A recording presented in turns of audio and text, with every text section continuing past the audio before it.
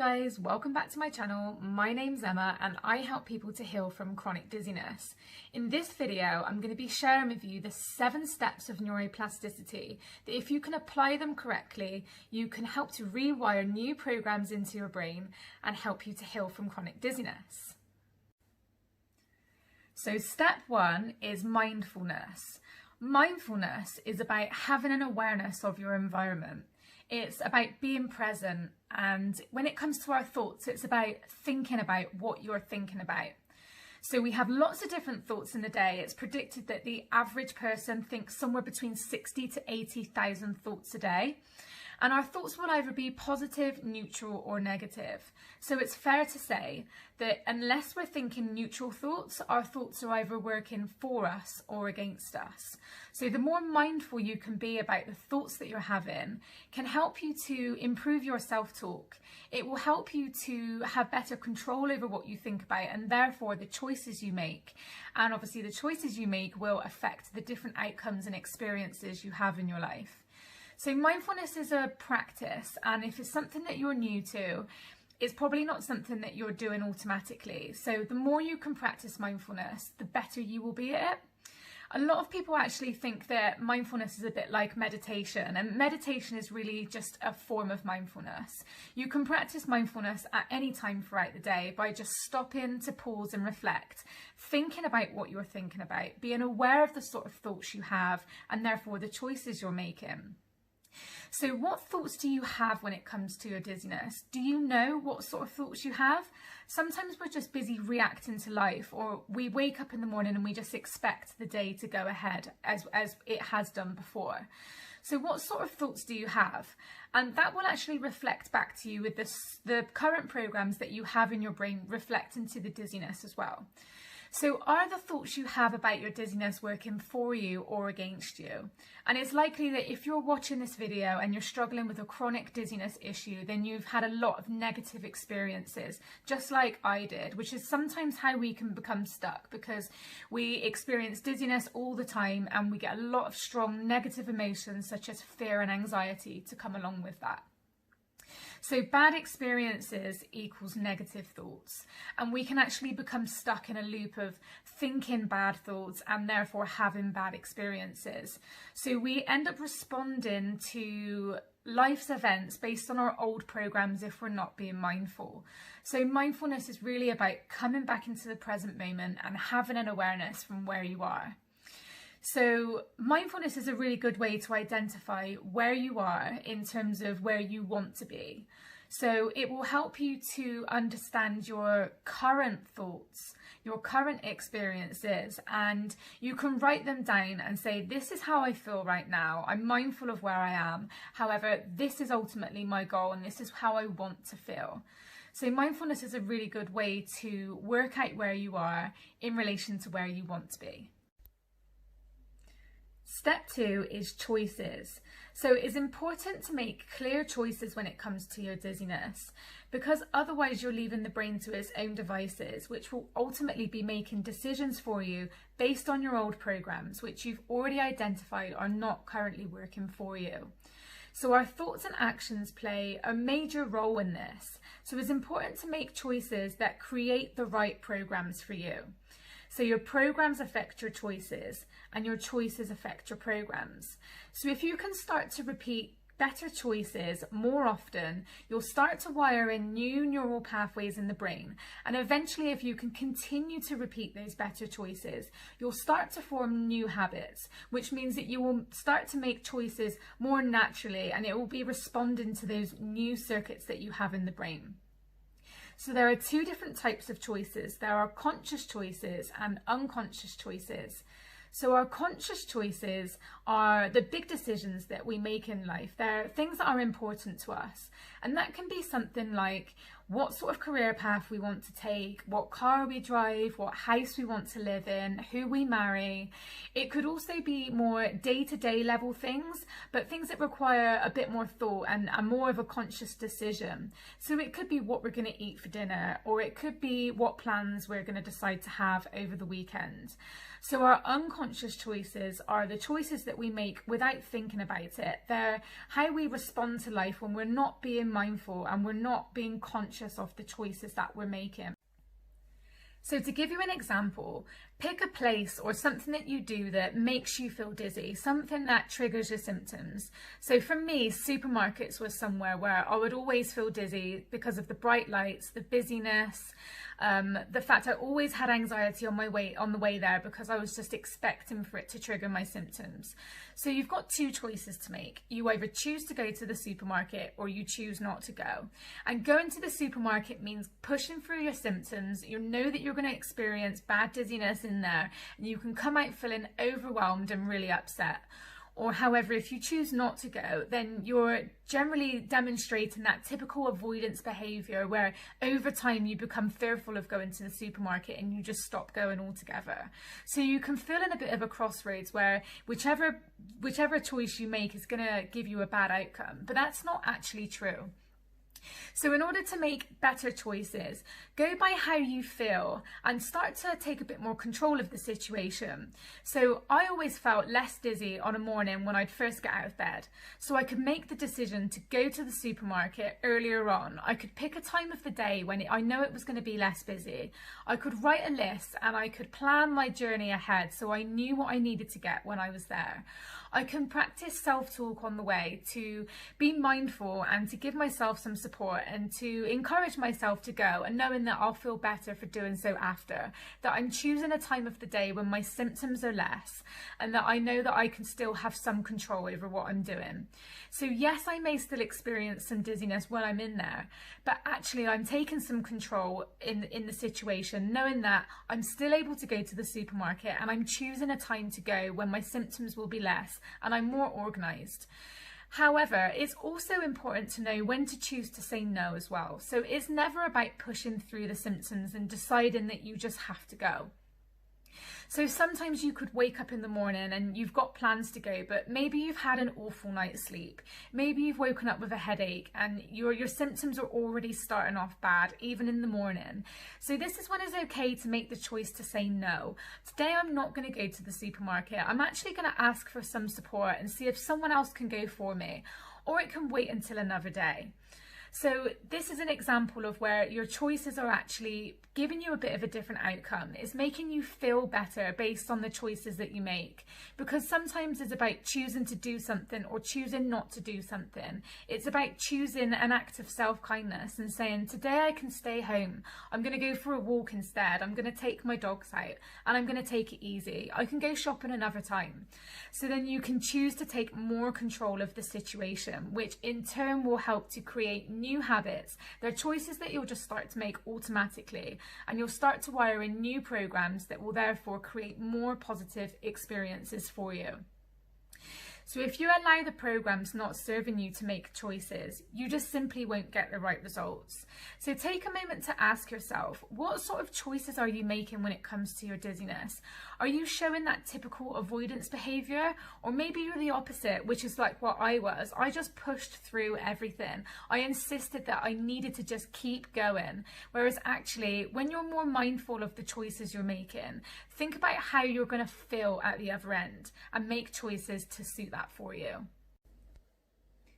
Step 3 is intention. So intention is really about setting a goal. It's saying that I intend to achieve this. So when you're relating it to your dizziness, it's not really as obvious as a normal physical goal that people would work towards. You're actually identifying how you want to feel. You're identifying a new version of you and what that looks like. So it's important to be specific and give as much detail as you can. So I intend to feel well. I intend to feel steady. I intend to heal using neuroplasticity are some examples of intentions that you can set. So it's important to look forward and to focus on what you want. And intention is very much about looking towards the solution and not looking back and becoming surrounded in your symptoms and where you are currently. It's very much about looking to the future and identifying how you want to feel. So you can share what your intention and what your goal is with other people, but just make sure they're people that's not going to critique you, and that they're people that are going to support you through your goal. So it is okay to share that, and it's great to have people on board that can support you to achieve your goal as well. So continue to think about what you want, and this will create new neural pathways that will help you to support your new idea. So repetition is important, because the more you can think about something, the more that you'll start to strengthen those neural pathways in the brain. The more you'll strengthen the neural pathways, the more you will come to believe that your goal is achievable. So eventually, once you start to believe that you can actually achieve your goal, once you've set that intention and you're working towards it, this is when you'll start to take action. So you'll start to maybe invest in a neuroplasticity program. You'll start to purchase books to read to help you to gain more knowledge on the subject. You may start an online course, or you could simply start your own. You could create your own healing program that you can use neuroplasticity to work towards. So it all starts with a thought. You continue to think the thought, which leads you to set an intention for something that you want to achieve. You continue to repeat these thoughts and these actions until you believe that you can achieve them. And then you start doing things to work towards your goal. So think about it until you give yourself a really clear picture. The more detail you can provide, the better picture that your brain will see. So that will again help you to work towards that goal. So step 4 is focus. Now the brain responds to really clear, specific directions, not to messages that are vague or unfocused. So it's important to focus on what you want to achieve. Focus on how you want to feel, and give as much detail as possible. So a really good way to focus on your goal is to use the visualization method. So most people should be familiar with what visualizing is. However, when it comes to your dizziness, it's important to visualize scenarios and situations where you're feeling great. So you can visualize yourself being symptom-free. You can visualize yourself in difficult or challenging environments, or maybe an upcoming event that you just really want to go well. Visualization can actually work for any aspect of our life where we're looking to work towards something that's going to give us a successful outcome. So it doesn't have to just be about your dizziness, but visualizing is a really, really powerful tool to use to picture what you want to happen in your brain, because having that really clear picture will give your brain something to work towards. And actually, when you're visualizing, your brain doesn't realize that that's not happening in the now.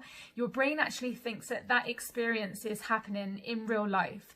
So if you can visualize things going well and you can repeat those visualizations often, your brain will start to rewire in those new programs that are giving you those successful experiences. And that is a really powerful step to help you to move towards healing and to help you to feel better in certain situations. So what does that fully healed version of you look like? How do they move around? How do they talk? How do they act? Visualize that future version of yourself and identify that as the person that you want to be. Step 5 is repetition.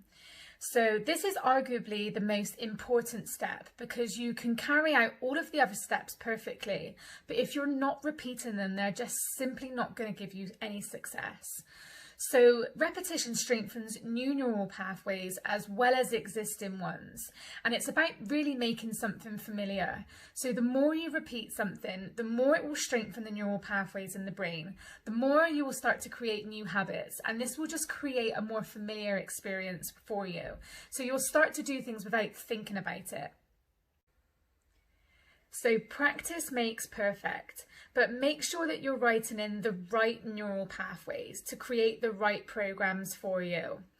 So repetition is the reason why we believe what we believe. So if we want to believe something different, such as a belief that we can heal, then we need to think differently. We need to start repeating new thoughts, and we need to start repeating new choices until we start to believe them.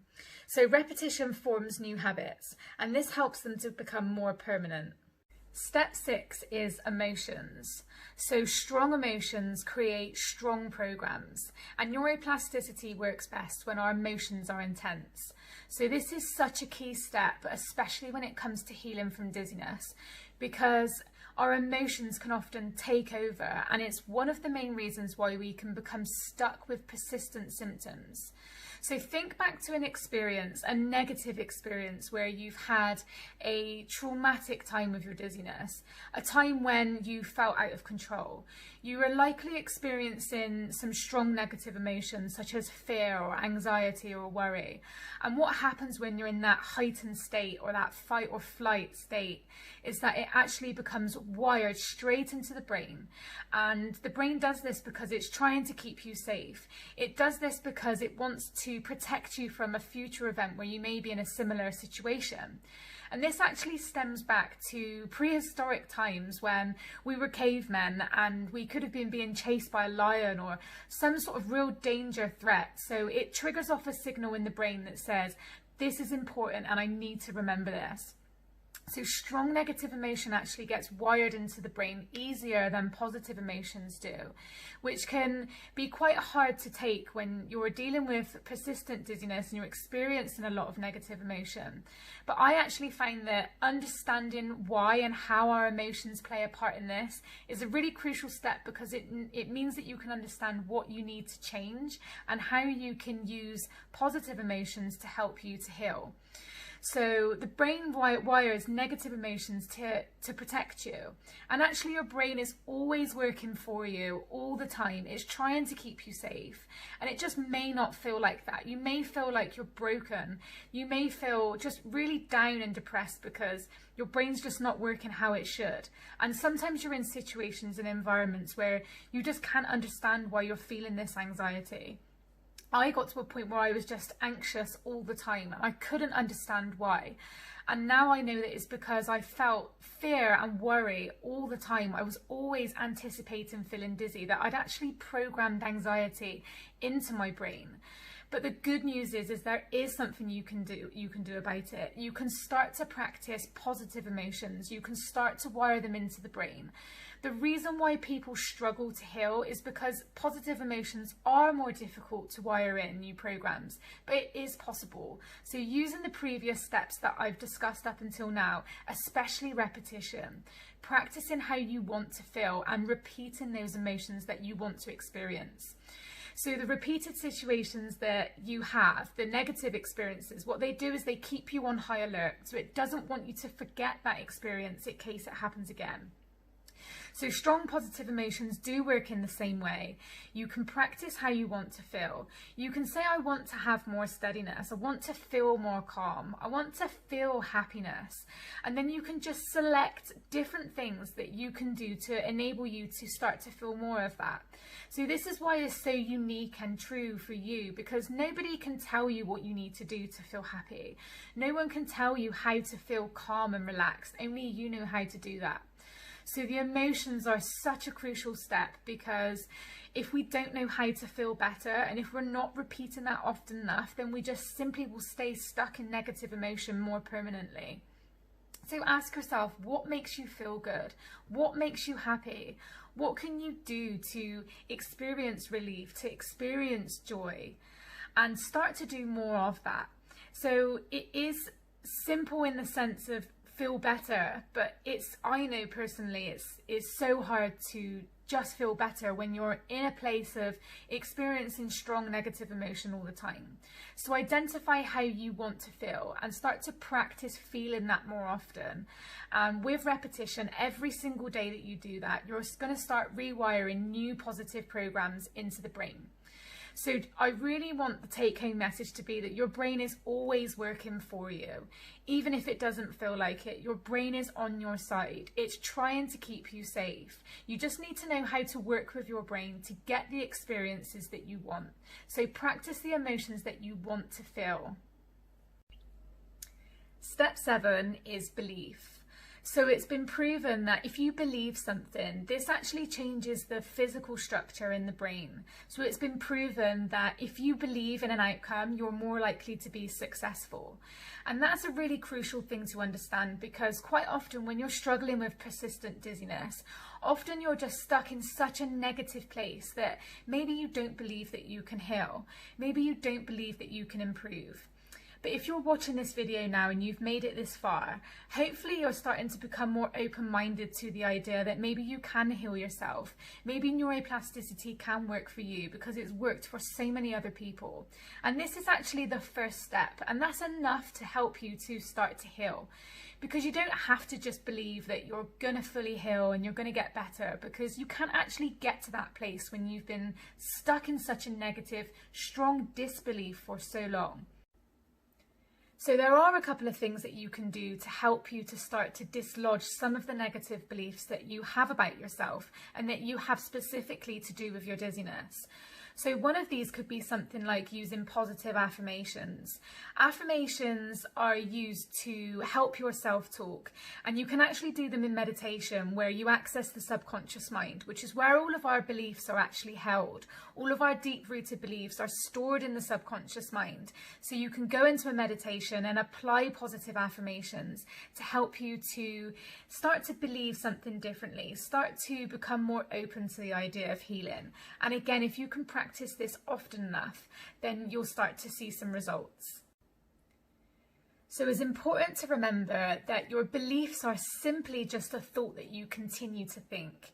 So you can start to think new thoughts. You can start to make different choices. You can start to apply the different steps that I've already discussed in neuroplasticity, to set intentions and to create new goals, to start working towards ways for you to feel better, to start focusing on the healing and rather on this, as opposed to on the symptoms and where you are. So you become more solution focused. In time, you'll start to see small improvements in your condition, which will have a knock-on effect to your belief system, because you'll start to see evidence of your success. So your beliefs are just something that you continue to think. They're just a reflection back to you of the neural programs that you've created based on your previous past experiences. So although they may be real, they don't necessarily have to be true. So your beliefs are never fixed, and they can always be changed.